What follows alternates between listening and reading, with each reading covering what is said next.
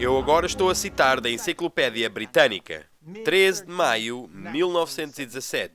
E todos os subsequentes meses até outubro, 3 crianças campónias de tenra idade, Lúcia dos Santos e o seu primo Francisco e Jacinta Marto, disseram que viram uma senhora que se identificava a ela mesma como a Senhora do Rosário. Em 13 de outubro, uma multidão, com uma estimativa geral de cerca de 70 mil, reuniram-se em Fátima e testemunharam um fenómeno solar miraculoso, imediatamente depois da Senhora ter aparecido às crianças. Aquela grande visão em Fátima de 1917, aonde cerca de 70 mil se juntaram, como Maria tinha ordenado, para testemunharem o sol rodar, dançar e mexer-se pelo céu. Este evento talvez seja o maior engano da história do cristianismo. E faz parte, sem dúvida nenhuma, do que a Sra. White predisse no livro Testemunhos para Ministros. Ao nos aproximarmos do fim do tempo, haverá maiores e sempre maiores demonstrações externas do poder pagão. Deuses pagãos revelarão seu assinalado poder e se exibirão diante das cidades do mundo. Para poder sentir o quão monumental este evento foi, eu vou citar do ex-padre Malachi Martin.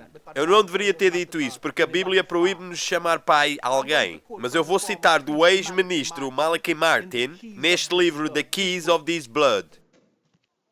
Envolvidos como atores principais em todo este evento em Fátima, estavam 3 crianças campónias, um irmão e uma irmã, Francisco e Jacinta Marto. Ele com 9 e ela com 7 anos. E a sua prima com 10 anos, Lúcia dos Santos.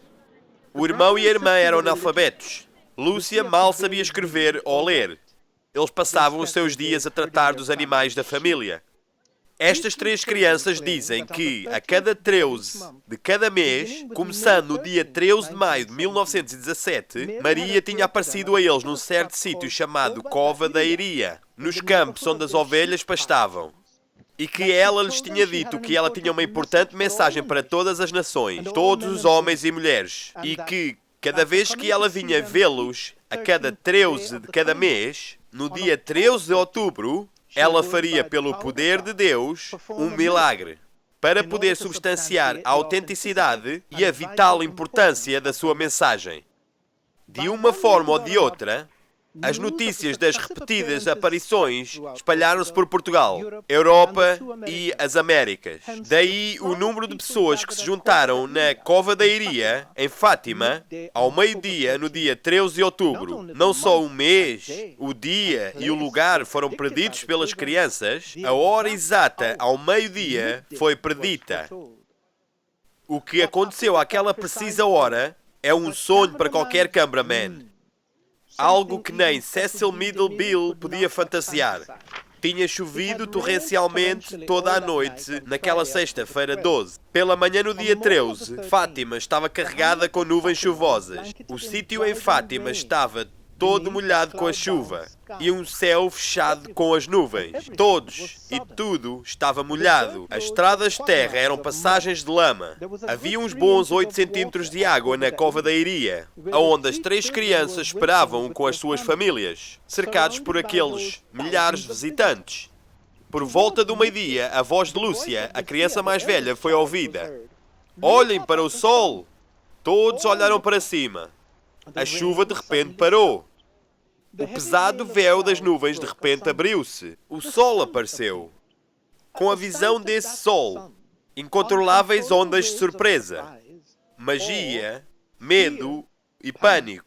Alegria atravessou pela multidão. O sol que eles agora claramente viam é o mesmo sol que João Paulo II mais tarde também viu, em agosto de 1981. Este não é o sol normal de Roma e Portugal, que ao meio-dia mal se pode aguentar? O sol que você não pode olhar sem ficar cego? Este sol era um rápido prato giratório de um luminoso cinzento brilhante.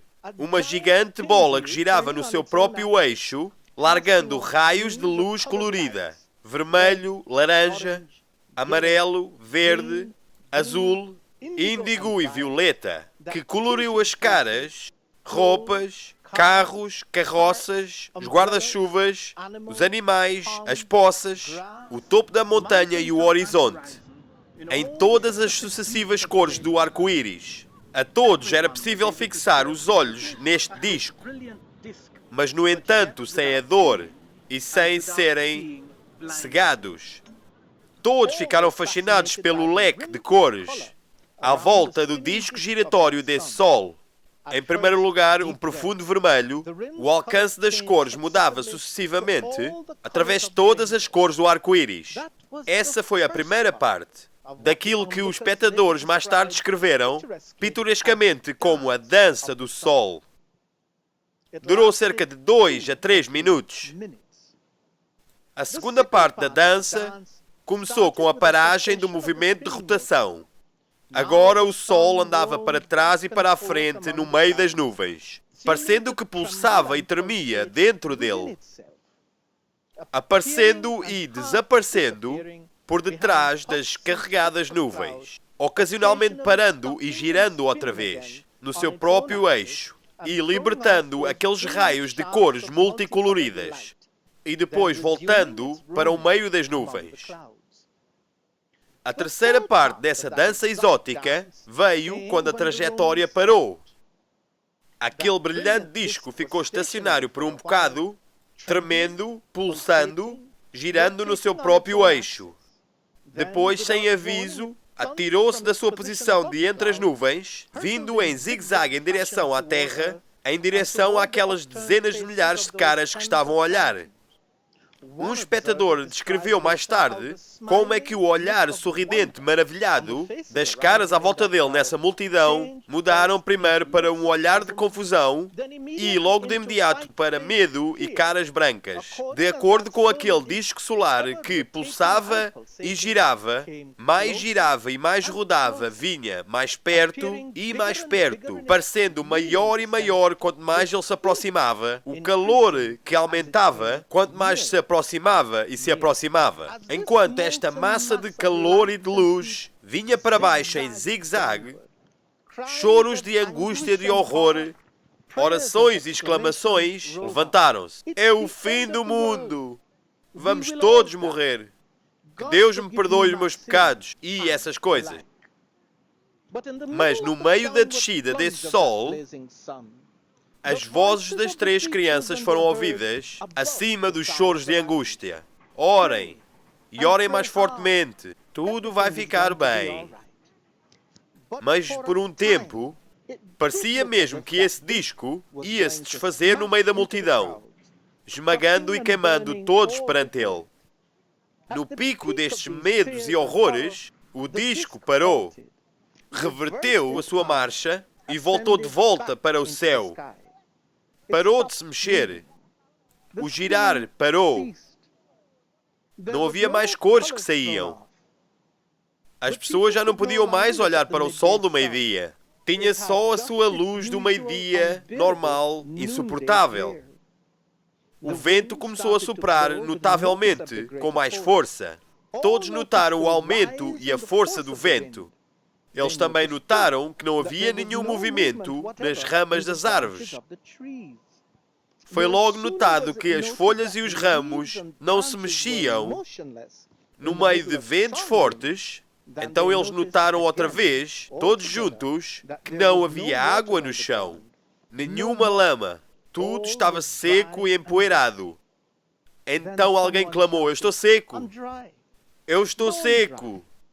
Os gritos de repente tornaram-se universais. A roupa de todos que há alguns minutos atrás tinham estado molhadas da chuva estavam agora secas, leves e quentes. Elas pareciam que tinham acabado de sair da lavandaria. Uma testemunha viva testemunhou isso em 1989. Antes de continuarmos, vamos nos lembrar. Não interessa qual é a mentira que o catolicismo romano ensina acerca de Maria. mesmo que fosse a sua Imaculada Conceição, que foi afirmado pelo Papa Pio IX a 8 de dezembro de 1554 e foi aceito como dogma, ou a sua Assunção, que o corpo dela foi levado ao céu, que foi afirmado pelo Papa Pio XII a 1 de novembro de 1950. Não aguentando as mentiras que eles te dizem, de acordo com a Bíblia, a Maria está morta. Receber comunicação dela é tanto necromância como a do Benny Hinn a receber a comunicação com a Kathryn Coleman.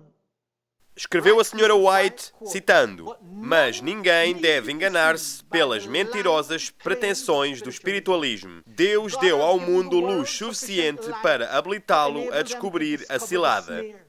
Conforme já se mostrou, a teoria que consistiu o fundamento mesmo do espiritualismo está em contradição com as mais terminantes declarações das Escrituras. A Bíblia declara que os mortos não sabem coisa nenhuma, que seus pensamentos perecem, que não têm parte em nada que se faz debaixo do sol. Nada sabem das alegrias ou tristezas dos que lhes eram os mais caros na terra. Demais, Deus proibiu expressamente toda a pertença à comunicação com os espíritos dos mortos. Nos dias dos hebreus havia uma classe de pessoas que pretendiam, como o fazem os espíritas de hoje, entreter comunicação com os mortos.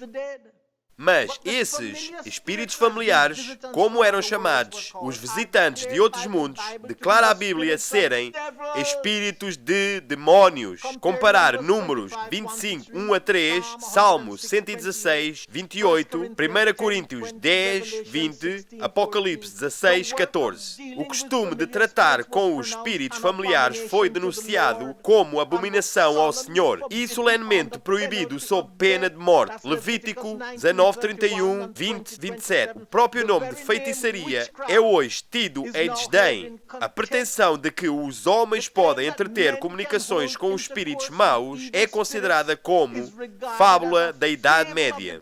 O espiritismo, porém, que conta centenas de milhares e, na verdade, milhões de adeptos, que teve ingresso nos centros científicos, invadiu as igrejas e alcançou o favor nas corporações legislativas e mesmo nas cortes reais. Esse grande engano não é senão o reaparecimento sob o novo disfarce da feitiçaria condenada e proibida na Antiguidade. Esta citação é do livro O Grande Conflito, página 556. Deixem-me só pausar aqui. Há uma razão porque eu fiz tudo isto.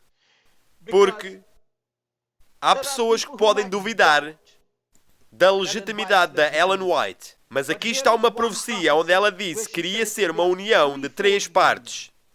Protestantismo, os apóstatas protestantes, a Igreja Católica e o Espiritismo, nestes últimos dias que iriam ter sucesso em pisar a Constituição dos Estados Unidos da América. Não podia ser mais pacífico do que isto. E muitos de nós pensávamos, onde é que está este terceiro poder? Tem estado mesmo debaixo dos nossos narizes, no ministério de Benny Hinn e outros, como ele, que dizem, bem, o Benny é claríssimo acerca da sua comunhão com a Kathryn Coleman, e a Igreja Católica é aberta em relação à Maria. Eles dizem que ela não está morta. Está certo? Dizem que o seu corpo foi assumido ao céu. É uma mentira. E quando você tem 70 mil pessoas juntas, porque esta suposta Maria disse-lhes que um milagre iria acontecer naquele dia e que iria fazer o sol dançar para eles, você está a lidar com demónios. E acerca daquele espetacular show de luz em Fátima, por que não? A brincarem com a lei de Deus e a presumirem pôr o dia pagão do sol, domingo, no lugar do sábado do Senhor. Não se pôs o catolicismo romano pronto para ser manipulado por esses mesmos demónios que orquestraram esta bruxaria? Há um ditado de onde eu venho na Jamaica. Você brinca com o cachorrinho vai lamber a sua cara. É mais uma forma de dizer, quem brinca com o fogo queima-se. Perfeitamente ilustra a verdade do que na realidade se passou em Portugal, em Fátima.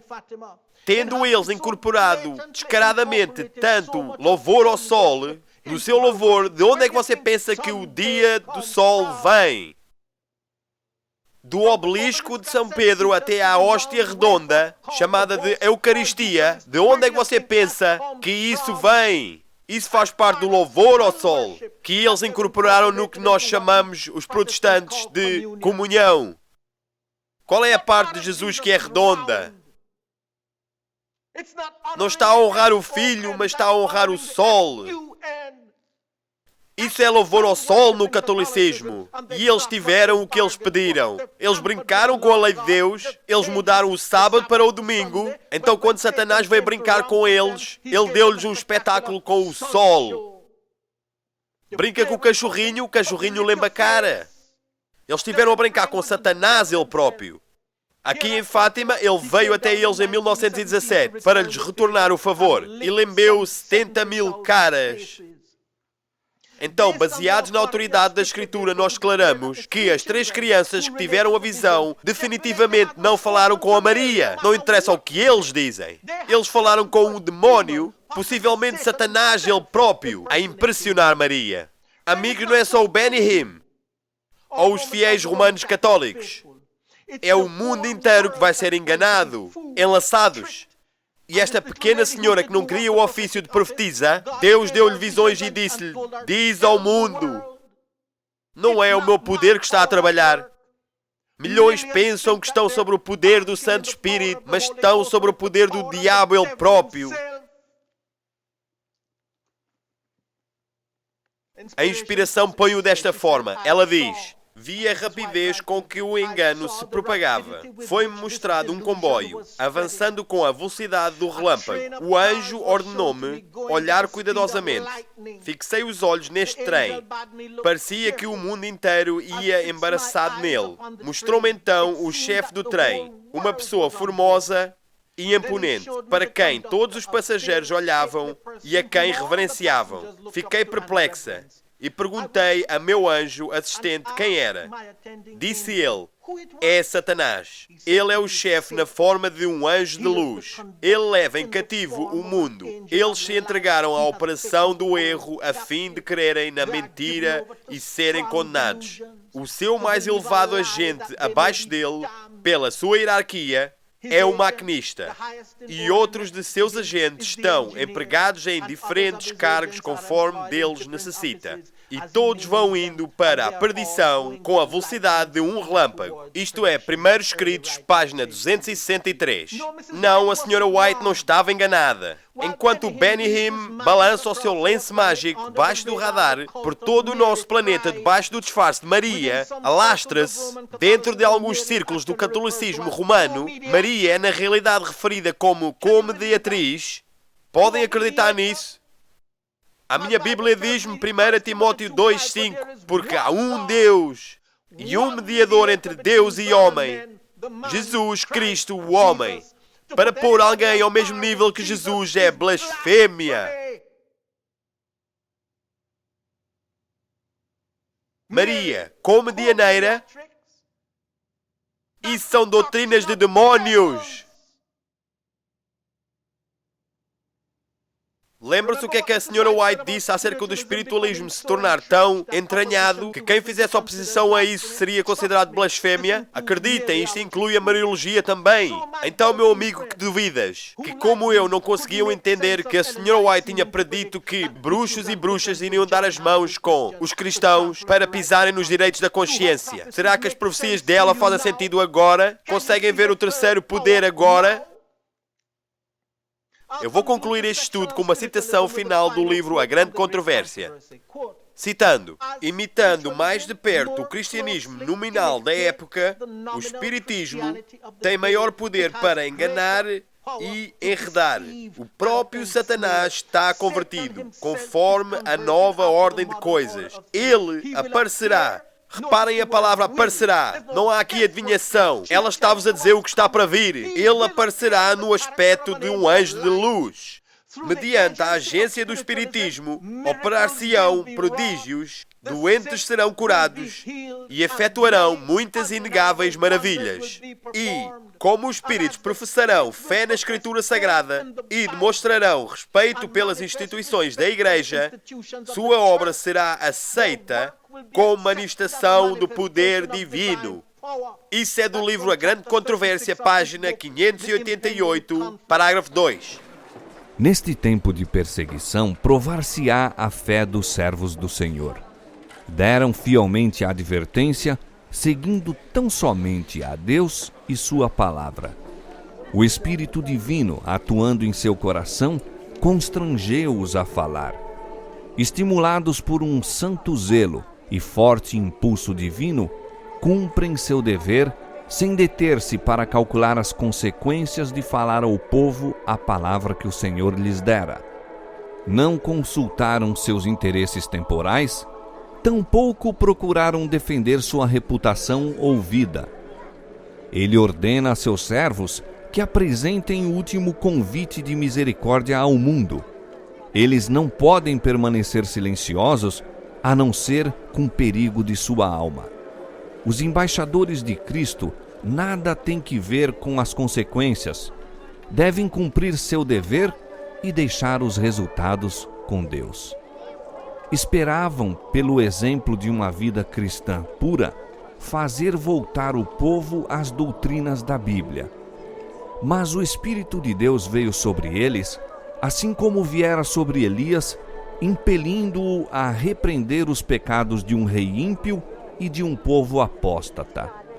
Não podiam conter-se de pregar as claras asserções da Escritura Sagrada, doutrinas que tinham sido relutantes em apresentar. Sentiam-se forçados a declarar zelosamente a verdade e o perigo que ameaçava as almas. As palavras que o Senhor lhes dava, eles as falavam sem temer as consequências, e o povo era constrangido a ouvir a advertência. Assim será proclamada a mensagem do terceiro anjo. Ao chegar o tempo para que ela seja dada com o máximo poder, o Senhor operará por meio de humildes instrumentos, dirigindo a mente dos que se consagram ao seu serviço. Os obreiros serão antes qualificados pela unção de seu espírito do que pelo preparo das instituições de ensino. Homens de fé e oração serão constrangidos a sair com zelo santo, declarando as palavras que Deus lhes dá. Os pecados de Babilônia serão patenteados. Os terríveis resultados da imposição das observâncias da Igreja pela autoridade civil, as incursões do espiritismo, os furtivos mais rápidos progressos do poder papal, tudo será desmascarado. Por meio destes solenes avisos, o povo será comovido. Milhares de milhares que nunca ouviram palavras como essas, escutá-las-ão.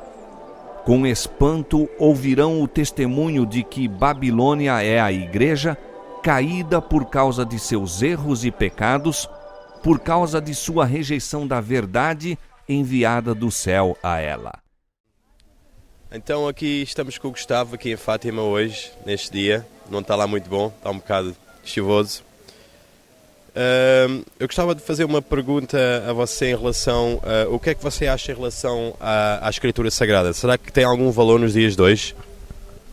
Bom, para mim tem muito valor. É claro que a nossa cultura moderna está afastando ela cada vez mais do nosso dia a dia. Mas o valor dela continua o mesmo. As pessoas que se esqueceram dele, eu creio. Ok, então acha que deve ser considerado o que está lá escrito, deve ser levado em consideração, deve ser literal? Nada deve ser considerado literalmente. Tem uma sabedoria ali que está escrito de uma forma que era entendível na época em que foi escrito, há 2, 3 mil anos. Quando a gente vai fazer uma releitura, a gente precisa atualizar isso com nossos conceitos atuais. Mas os valores acho que continuam os mesmos. Ok, então literalmente não deve ser levado em consideração, mas devemos talvez tirar alguns... O que é bom de lá devemos tirar, mas não tudo o que está lá não deve ser levado em consideração. Eu acho que existe um cerne, um miolo ali que tem um valor inestimável. E em volta disso tem vários costumes da época, do povo, onde foi escrito, que a gente deve ter fazer uma releitura para a nossa sociedade, para o nosso tempo atual. mas o cerne, o centro dos valores que estão lá, acho que permanecem. Sim, eu faço esta pergunta porque você deve conhecer as Escrituras, penso eu, e conhece os 10 mandamentos. Então, nós sabemos que os 10 mandamentos, no segundo mandamento, proíbe, por exemplo, fazer imagens de escultura e tudo o que é considerado nesses termos, tudo o que é imagens ou tudo o que é feito pelas mãos do homem, e dar algum louvor ou adoração a esses tipos de objetos. Então, eu só queria saber qual é que é a sua posição em relação a isso, visto que está na Escritura e que, por exemplo, aqui nós vemos aqui uma imagem onde as pessoas quase que, eu diria que adoram a imagem e idolatram a imagem. Então, trazendo para o nosso tempo atual, o que acontece? Naquela época, não existia imagem, não existiam deuses encarnados. Então Jesus foi um Deus encarnado, assim os cristãos consideram. Naquela época eles adoravam deuses, figuras, que representavam Deus. Então animais, ou animais humanizados. Então esse mandamento veio trabalhar esse problema do politeísmo naquela época. Hoje nós temos a imagem de deuses encarnados. No caso seria Jesus, Maria. No caso seria Jesus, Maria. No caso seria Jesus, Maria. Claro que as pessoas idolatram outras figuras que elas acreditam que vão fazer favores, essas coisas. Eu não concordo muito com isso, mas vai da fé de cada um e das limitações de cada um, né? Eu acho que é isso. Sim, eu só faço essa pergunta porque a Escritura diz que não se deve fazer. E eu por outro lado, então, eu por aí a questão, será que devemos ir pelas tradições? Por exemplo, a Igreja Católica tem várias tradições onde se baseia e não considera as Escrituras como autoridade das suas doutrinas. Então, nós devemos ir pelas tradições da Igreja ou devemos seguir o que está escrito na Bíblia? Bom, eu não sou católico e eu não sigo a Bíblia ao pé da letra. Eu sigo o coração e eu converso com Deus diretamente. E aquilo que eu sinto que Ele me diz, eu tento colocar em prática. Então, eu acho que não é nem uma coisa nem outra, nem seguir a Bíblia ao pé da letra e nem seguir o mandamento católico. É seguir o coração porque, como Deus e Cristo mesmo disse, eles estão em contato direto com o nosso coração, com nós mesmos. E eu acho que isso que vale, é nós e Deus. Ok. Então, eu gostaria de perguntar se você já uma vez ouviu falar algo em relação a uma marca de uma besta e que está relacionada com o número 666 e de uma besta que virá no fim dos tempos, que está escrito no livro do Apocalipse. Sim, claro, todo mundo já ouviu falar. Até quem não lê a Bíblia já ouviu falar. Eu acho que sim também. Então, e isso outra vez será simbólico, ilustrativo, ou será que nós devemos nos preocupar com isso, visto que no livro do Apocalipse é algo que é posto com alguma urgência e que toda a criatura deve... Todo homem deve se preocupar com essa situação. O que é que você acha? Acha que isso não deve ser levado em conta ou é só uma história ou algo ilustrativo? Não, eu levo isso muito a sério. Mas agora, se isso é literal ou se é simbólico, veremos. Ainda não sabemos, mas veremos. Mas eu levo a sério, eu estou atento. Estou observando tudo. Porque parece que o tempo está chegando, né? Então a gente está acompanhando, vamos ver. Ok. Eu só gostaria de fazer-lhe mais uma pergunta, a ver se você sabe, isto é um facto que poucas pessoas sabem em relação a isto, que o sistema católico, provavelmente você sabe, você parece um homem com muito conhecimento e bem instruído, que a Igreja Católica é a organização de toda a história da humanidade que cometeu mais genocídio em toda a história da humanidade. O número moderado está baseado entre os 80 aos 100 milhões de pessoas que eles assassinaram durante a Idade Média. Você sabia disso? Não, eu não tenho esses números, não. Ok.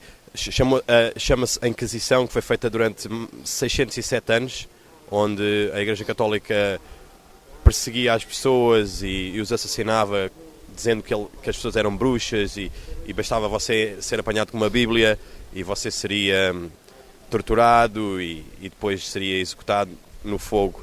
Então, isso foi o que se passou, são fatos históricos. Você teria interesse em procurar mais isso e pesquisar sobre esse assunto? Sim, eu não sei os números, eu sei da Inquisição, claro. Eu achei o número que você falou um pouco grande, talvez seja menor, porque 60, 80 milhões de pessoas, acho que é a população da Europa inteira, não ia sobrar ninguém, eu acho. Mas se vou pesquisar, claro. Esse número que eu lhe apresentei, de facto, é um número moderado, porque há historiadores que dizem que pode ir dos 100 aos 500 milhões. E, é uma questão, os números realmente são muito obscuros, mas qualquer historiador que se diga historiador diz 80 a 100 milhões é garantido. Mas há quem diga que pode ir dos 100 aos 500 milhões. Então, na realidade, o número certo nunca se pode saber. Um dia irá saber, a gente pensa, né? A questão das imagens, como eu vejo, é porque naquela época em que foi feitos os mandamentos, as pessoas idolatravam animais e figuras que não levavam ao alto, não levavam a Deus, mas levavam à terra. Eram touros, bodes, esse tipo de figura. Depois Deus se manifestou na terra, como nós cristãos, né, alguns cristãos acreditam, como Jesus e como Maria para os católicos, como Jesus e como Maria para os católicos, como Jesus e como Maria para os católicos. E essa manifestação de Deus trouxe uma imagem que ele materializou na figura dos dois. Então, quando nós adoramos essa imagem, nós estamos, na verdade, adorando a Deus, porque ele se manifestou, e não falsas imagens de um Deus que as pessoas imaginavam. Acho que por isso, naquela época, eles combatiam as imagens, e talvez hoje a igreja não combate, não tem não luta contra essa adoração às imagens de Jesus e Maria. Talvez não outras, como é o caso aqui, mas essas duas pelo menos. Mas a Bíblia é bastante explícita, não só em onde foi dado os 10 mandamentos, onde diz o segundo mandamento: não se deve fazer imagens do cá em cima, no céu, em baixo na terra, e não nos devemos prostrar nem servir a elas, mas em várias outras passagens diz que é muito, muito errado fazê-lo, e todo o povo de Israel, quando eles se desviavam de Deus, saíam dos caminhos de Deus que Deus tinha ordenado para o povo, a primeira coisa que eles faziam era seguir os povos pagãos que andavam à volta dali do povo de Israel, e eles começavam a louvar imagens e a fazer imagens. Então a gente vê em várias passagens no Velho Testamento que isso acontecer, e também vemos Paulo em 2 Coríntios, eu tenho aqui o verso onde Paulo diz em 2 Coríntios, 1 Coríntios, capítulo 10, do versículo 19 ao 20, onde Paulo diz que quem sacrifica aos ídolos, às estátuas, ou quem as adora, não está a adorar nada mais do que a demónios. Isto está literalmente assim, lá escrito. Então, para mim, eu só posso basear a minha fé em algo que é concreto, que é a palavra de Deus. Eu não posso basear a minha fé em palavras de homens, em tradições de homens. Eu acho que na época de Paulo ele não tinha imagem de Jesus para as pessoas idolatrarem. Acho que talvez se ele visse alguém rezando para a imagem de Jesus, ele não seria tão duro com essa situação. Mas as imagens que as pessoas deviam idolatrar naquela época deviam ser outras. Então eu estou atualizando um pouco de acordo com aquilo que eu sinto. Não estou me baseando na Bíblia, como eu disse, e nem na igreja. É uma coisa que eu sinto que está certa, então eu acho que está tudo bem. Mas, claro, cada um tem o seu direito de ver a situação como sente, né, no coração. Sim, o meu ponto aqui é assim: os 10 mandamentos é um princípio moral para toda a humanidade, e a questão é que a organização católica, o sistema católico, eles não levam os 10 mandamentos em consideração, e muitos dos evangélicos também não, dizem que foram abolidos. Jesus morreu, então vivemos na graça, então os 10 mandamentos foram abrogados, foram abolidos. Então daí está o segundo mandamento, e a própria Igreja Católica no Catecismo, eles tiraram o segundo mandamento e ficaram 9 mandamentos, e o nono mandamento foi dividido em 2 mandamentos, para cobiçar o que é do vizinho e para cobiçar a sua esposa.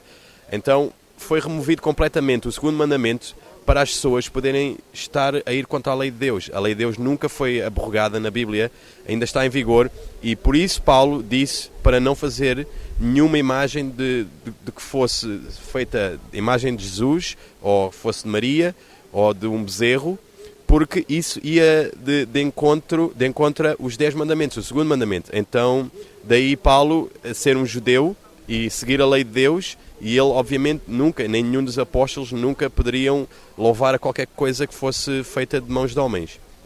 Só para finalizar então, eu acho que o mais importante é a gente levar em consideração então os 2 mandamentos principais. Amar a Deus sobre todas as coisas, amar ao próximo como a si mesmo, ou como Jesus que veio renovar os mandamentos, ou como Jesus que veio renovar os mandamentos, ou como Jesus que veio renovar os mandamentos, amar ao próximo como eu vos amei. O resto a gente vai tentando se entender. O mais importante é isso, acho que a gente fazendo isso está fazendo muito já, porque nem isso nós humanos fazemos, né? É isso, muito obrigado. O que é que você acha em relação às Escrituras Sagradas? Acha que deve ser levado em consideração nos dias de hoje? Sim, sim. E tenho muita fé que a Nossa Senhora, com o Santo Papa, muita fé, muita fé. É um lugar sagrado, muito sagrado para mim. Ok. Você então acha que as Escrituras Sagradas, a Bíblia, é algo importante nos dias de hoje? Acho que deve ser levado em consideração. Você sabia que na Bíblia, a Bíblia proíbe fazer imagens, seja do que for? Sim, mas eu sou contra isso. Eu não sou contra. Você é a favor de fazer imagens e... Então, a primeira pergunta que eu lhe fiz era em relação às Escrituras, se devem ser levadas em consideração. Então, assim, nesse caso, não devem ser levadas em consideração. Não. Eu sou muito devota da imagem da Nossa Senhora, das imagens todas que há, dos santos, de tudo. Então, a Bíblia não deve ser levada em consideração, porque ela fala contra isto. Sim, é verdade, sim. Então devemos não nos importar tanto com a Bíblia, mas sim com as tradições da Igreja Católica. Isso sim. Ok. Jesus foi ele que morreu por os nossos pecados, não é? Sim. E Jesus não se vê muito aqui neste sítio. Onde é que ele está? Jesus está no céu. Sim, mas foi ele que morreu por nós, foi ele que sofreu, foi ele que sofreu por nós, e por nós é que ele morreu, não é? Sim, e onde é que ele está aqui? Eu vejo ali o Papa João Paulo II, não é ele, é uma estátua. Também não vejo Maria, mas vejo a estátua de Maria e vejo a adoração a Maria e a João Paulo II. E onde é que está Jesus no meio disto tudo? Eu acho que Jesus está no céu, que é invisível, mas está sempre perto de nós. Sim, mas entendo o meu ponto que Jesus nesta situação ele não é adorado de maneira nenhuma, mas sim Maria e os santos e os papas. Jesus também é adorado. Ok. Será que nós nos dias de hoje devemos levar esse livro que há pessoas que dizem que é sagrado e que deve ser levado literalmente? Será que devemos levar em consideração esse livro?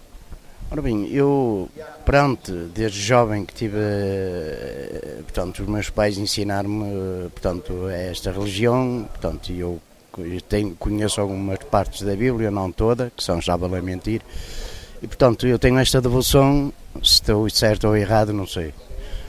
Mas o que é certo é que me sinto bem aqui. O meu ponto é, visto que a Igreja Católica, você é católico, eles dizem-se basear na Escritura Sagrada, na Bíblia.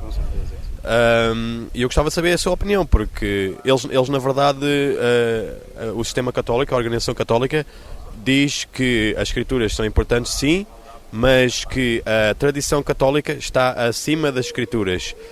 Por esse facto, as Escrituras dizerem claramente que, por exemplo, imagens feitas de escultura devem ser proibidas, expressamente proibidas de fazer ou a gente adorá-las de qualquer modo. Então, o que é que você acha em relação a isso? A Bíblia dizer isso em relação às imagens de escultura? Eu acredito que haja coisas na religião católica, acredito que haja coisas que não concordo muito, não é? Mas, é como eu digo, é esta a minha religião, respeito-a, Portanto, embora seja católico, mas não sou católico fanático, digamos assim. Portanto, não sou daquelas pessoas que estão sempre metidas na igreja. Portanto, tenho a minha fé. Eu acredito que noutras religiões também há coisas que estão mal. Por exemplo, eu falo o caso de Jeová, por exemplo, que dizem que não podem levar transfusões de sangue, quer dizer, vai-se deixar morrer um familiar ou isto e aquilo por causa de uma transfusão de sangue. Não, eu não sou apologista disso, mas respeito-os. Não é? Com certeza. Visto que eu estou a perguntar isto porque a palavra, as escrituras sagradas, já foi demonstrado por vários métodos como arqueologia e profecias, que é um livro que realmente deve ser levado em consideração porque também muda a vida das pessoas. Pessoas leem a Escritura Sagrada e mudam completamente a sua vida, que foi o meu caso, por acaso. E então, mas o ponto mais forte é a profecia na Escritura Sagrada, onde coisas como, por exemplo, o nascimento de Jesus Cristo foi predito, foi previsto centenas de anos antes de acontecer. Então, o meu ponto de vista é que a Escritura Sagrada deve ser levada em consideração por ser realmente a palavra de Deus, literalmente. E se fosse assim, se fôssemos a pensar assim, o apóstolo Paulo, na primeira carta aos Coríntios, no capítulo 10, do versículo 19 ao 20, ele diz que quando nós ao fazermos o que está aqui a acontecer por trás de nós, as pessoas a idolatrar estátuas, isso o apóstolo Paulo diz que é feito aos demónios. Estão demónios por trás das estátuas, a receber o louvor das pessoas. O que é que você acha? Acredito nisso. Eu sinceramente, a única imagem que aqui no local respeito é a Nossa Senhora de Fátima. Respeito entre aspas, portanto, respeito todas as imagens, não é? Eu não critico. O caso de temos aqui este símbolo aqui à nossa beira, que vejo realmente, noto que muita gente chega ali e faz as suas orações, mas realmente eu pessoalmente aqui neste local, portanto, a minha devoção é a Senhora de Fátima, foi eu que me trouxe cá. Portanto, se existe ou não, se existiu ou não, não sei, não posso precisar porque não tenho capacidades para isso. Mas pronto, segui este caminho e é este caminho que eu sigo, creio em Deus, se ele existiu ou não, também não sei, não é? Foi desde pequenino me ensinaram a religião católica, andei na catequese, em miúdo, fiz as comunhões, etc. Você certamente sabe quem foi a personagem, quem foi a pessoa que morreu pelos pecados de todas as pessoas que estão aqui? Portanto, dizem que é Cristo, não é? Cristo morreu. Visto que foi o Nosso Senhor que morreu por todos os nossos pecados, todos os que estão aqui, todas as pessoas à face da terra, aonde é que se encontra Jesus Cristo no meio disto tudo? Bem, eu julgo que ele esteja cá, não é? Também, não é? Eu julgo que ele esteja cá presente, não é? Mas, pronto, é como eu já disse, eu não vim cá, embora seja católico, venho cá com a devoção que tenho à Nossa Senhora de Fátima. E respeito, respeito Cristo também, Quando me sinto um bocado em baixo, digamos assim, eu procuro a igreja sozinho, falo com a imagem que lá está, falo com a imagem que lá está, não sou apologista de que a gente todas as vezes que se sinta um bocado em baixo vá procurar um padre, porque os padres, como a gente sabe, também alguns pecam e de que maneira, não é? E a gente sabe disso, vamos ser sinceros, e porque isto não há ninguém, não há cidadão nenhum que nunca pecou na vida. Estamos aqui com estes dois jovens amigos, aqui no dia muito chuvoso, aqui em Fátima, e eu gostava de fazer algumas perguntas em relação ao que está aqui a passar. Obviamente, vocês parecem ser católicos. Ok. Eu gostava de fazer uma pergunta em relação à Bíblia e à palavra que alguns dizem que é sagrada e alguns dizem que deve ser levada em consideração. O que é que vocês acham nos dias de hoje? Acham que a Bíblia deve ser levada em consideração? Eu acho que vai muito da educação religiosa que cada um tem. Eu acho que, eu fui criado sempre na igreja católica, então para mim a Bíblia é o livro onde todo católico segue, onde a gente tira exemplos dos nossos antepassados, a quem crê em Jesus Cristo, a vida de Jesus, o que Jesus viveu, está ali passado, é o que a gente acredita. Então, para nós, a Bíblia é um ensinamento, é um livro que contém todas as respostas para a gente que é católico. Agora, tem quem acredite e não. Eu acredito, eu sei que a Bíblia há várias respostas para tudo que tem na vida. É só você crer, abrir e ler. Então, para nós, a base de tudo.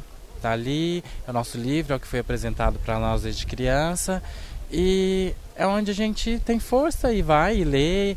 E hora que precisa, não só a hora que precisa, né? Porque a gente tem que sempre estar procurando a ler e a correr a procurar, né? Os ensinamentos que Jesus deixou para a gente. Então, se está ali, é o que a gente deve seguir, é o que a gente deve ler.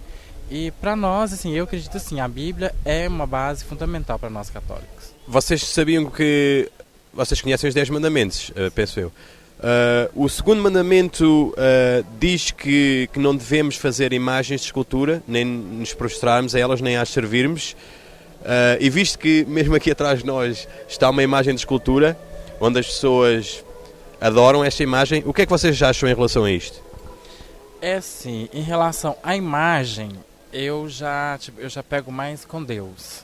Eu sei que, eu como católico, né, em vista de outros católicos, posso até ser criticado, mas eu acho que a imagem, sim, é uma imagem de um conto, de um acontecimento, mas não é aquela, né, não é o que você deve fixar, porque o Criador de tudo não foi uma imagem, foi Deus. Então é onde eu acredito em Deus. Imagem sim tem na igreja, tem em todo lugar. Eu estou aqui em Fátima, né, considerado o dia de Fátima, mas tipo assim, não por eu primeiro crer na imagem dela, eu creio no meu Deus vivo, que é o Criador de tudo, o Criador do mundo, o Criador de todos nós, mas tipo, a imagem é um símbolo.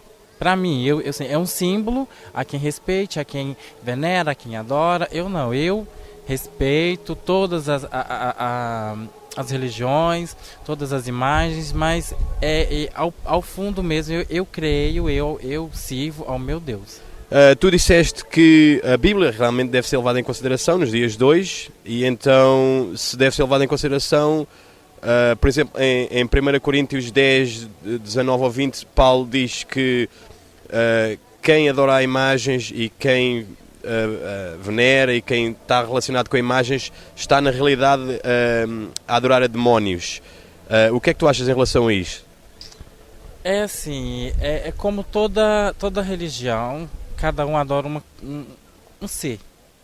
É o fato de que o protestante, né, o evangélico, o crente, ele venera o pastor da igreja, como nós temos o padre. E tipo, não crê na imagem, mas crê em pessoas de carne, que também está ali, que também eu acho que não é uma pessoa, né? É um ser que não deve ser tão venerado, tão adorado. É um Deus, também é um Deus em carne e osso. E em relação à imagem, eu acho que cada um cresce, cada um nasce numa religião e acredita naquilo. Sim, claro, é adorar a imagem, colocar a imagem como um único Deus, como Deus, né, como eu disse, o primeiro Deus. Isso também eu não acho certo. Até nossa religião católica não ensina isso. Primeiro é amar a Deus sobre todas as coisas, que é o primeiro mandamento da lei, né, o mandamento da Bíblia. Então, eu acho que isso é importante, amar a Deus sobre todas as coisas. Primeiro Ele. Então depois vem as outras imagens, tipo, não digo para adorar, a colocar aquilo primeiro, mas cada religião eu respeito, eu entro numa igreja, eu oro numa imagem, porque tipo, eu aprendi, eu cresci assim, eu cresci dentro da igreja católica. Então quem cresceu numa igreja protestante, quem é Jeová, quem é espírita, então cada um crê naquilo que foi lhe ensinado. Obviamente vocês sabem quem foi a personagem, quem foi a pessoa que morreu pelos pecados de todos nós que estamos aqui e todo o mundo. Jesus Cristo. Claro. E visto que foi o Senhor que morreu por todos nós, eu gostava de fazer a pergunta, onde é que Ele está no meio desta situação toda, deste encontro de pessoas aqui? Onde é que Jesus se encontra aqui? Eu creio que nesse momento, nós, católicos, acreditamos que perante a missa Ele está presente no altar. E Jesus está presente no meio de todos, sempre, em memória. Também foi um ser humano, vivido, que também teve seus pecados, que também teve seus pecados, que também teve seus pecados, e toda a gente sabe que passou, né, por várias coisas, deu a vida para nos salvar. E nós católicos acreditamos que ele sempre está presente em corpo vivo, em hóstia consagrada no nosso altar. E nós católicos acreditamos que ele sempre está presente em corpo vivo, em hóstia consagrada no nosso altar.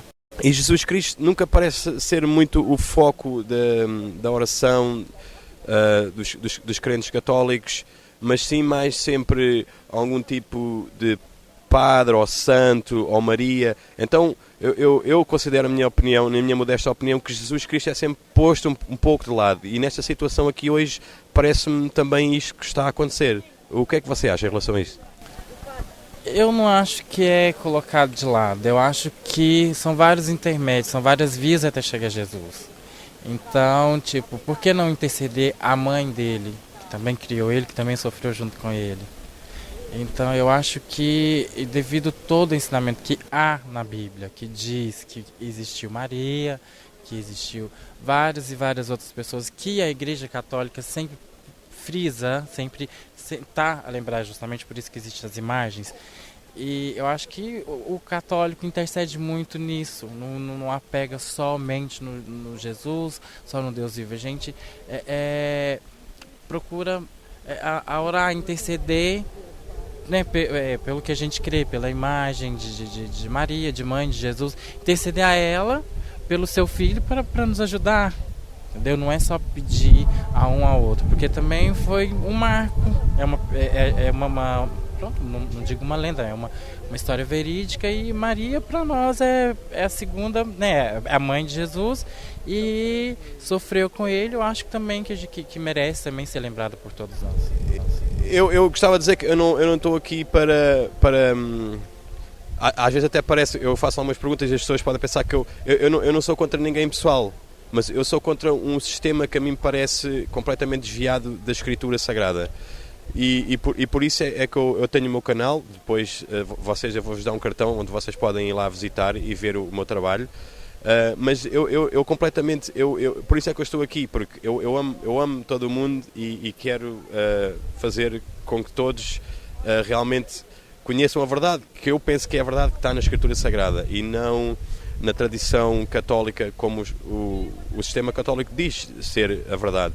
Então o sistema católico sobe mais as suas tradições e mete mais a Bíblia, a Escritura Sagrada, para baixo. Então o meu objetivo não é ser contra nenhuma pessoa em pessoal. Acho que não, em relação a colocar a Bíblia para baixo, não. Porque tanto que todos os dias nós temos os nossos evangelhos diários, de leitura, nossas leituras diárias. E eu acho que não, eu acho que o católico também tem em si a Bíblia como um livro guia na vida também, não é colocar a Bíblia para baixo. Eu acho que isso, em relação a isso, eu não concordo, porque a gente sempre está presente com a Bíblia, sempre fazendo nossas leituras diárias, Evangelho, sempre é um livro de busca, né, a liturgia diária. Sim, o meu ponto foi que, por exemplo, o segundo mandamento, nós sabemos, a Bíblia em lado nenhum diz que foi abrogada, os 10 mandamentos não foram abolidos de maneira nenhuma, os 10 mandamentos. E nós sabemos que o segundo mandamento dos 10 mandamentos diz para não fazer imagens de escultura, nem adorá-las, nem nos prostrarmos após elas.